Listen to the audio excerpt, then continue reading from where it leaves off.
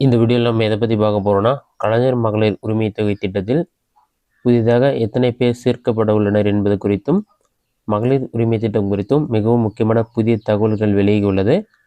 அது என்ன என்பதை பற்றி தான் இந்த வீடியோவில் நம்ம டீட்டெயிலாக பார்க்க போகிறோம். முதல்வர் மு.க. ஸ்டாலின் தலைமையிலான தமிழக அரசு கலைஞர் மகளிர் உரிமை தொகை என்ற பெயரில் மாதம் 1000 ரூபாய் குடும்பத் தலைவிகளுக்கு வழங்கி வருகிறது.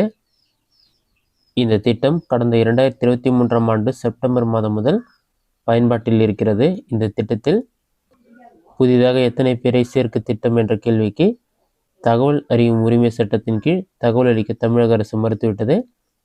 குடும்ப தலைவிகளுக்கு மாதம் 1000 ரூபாய் வழங்கும் என்று கூறி ஆட்சிக்கு வந்த ஸ்டாலின் தலைமையிலான திமுக அரசு கலைஞர் மகளிர் உரிமை தொகை திட்டம் என்ற பெயரில் கடந்த 2023ஆம் ஆண்டு செப்டம்பர் மாதம் 15ஆம் தேதி முதல் இந்த திட்டத்தை செயல்படுத்தி வருகிறது. முதல்வர் ஸ்டாலின் இந்த திட்டத்தை தொடங்கி வைத்தார்.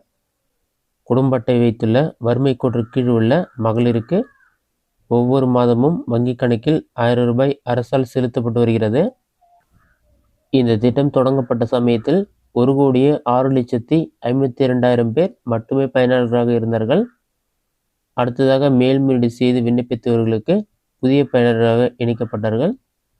அந்த வகையில் அடுத்தடுத்த மாதங்களில் பலரும் இணைக்கப்பட்டதால் கலைஞர் மகளிர் உரிமை தொகை பெறும் பயனாளர்கள் எண்ணிக்கை 1,15,00,000 அதிகரித்தது. இதனிடையே கடந்த ஆண்டு லோக்சபா தேர்தல் முடிந்த பின்னர் மீண்டும் புதிதாக ரேஷன் கார்டு பலருக்கும் வழங்கப்பட்டது. இந்நிலையில் கடந்த 2024ஆம் ஆண்டு ஜூலை 15ஆம் தேதி நிலவரப்படி புதிதாக 1,48,000 பேருக்கு உரிமை தொகை வழங்கப்பட்டது. கலைஞர் மகளிர் உரிமை தொகை திட்டத்தின் கீழ் கடந்த மாதம் வரையிலான நிலவரப்படி 1,14,00,000 பேர் பயன்பெற்று வருகிறார்கள். இதனிடையே கலைஞர் மகளிர் உரிமை திட்டத்திற்கென 2023-2024ஆம் நிதியாண்டில் 8,123.83 கோடி ரூபாயும் 2024-2025ஆம் நிதியாண்டுக்கான 13,722 கோடி நிதி ஒதுக்கீடு வழங்கப்பட்டிருந்தது. இதனிடையே தற்போது கலைஞர் மகளிர் உரிமை தொகை திட்டத்திற்காக ஏராளமான பெண்கள் விண்ணப்பித்து வருகின்றனர். அவர்களுக்கு விண்ணப்பங்களை தமிழக அரசு பரிசீலித்து வருகிறது.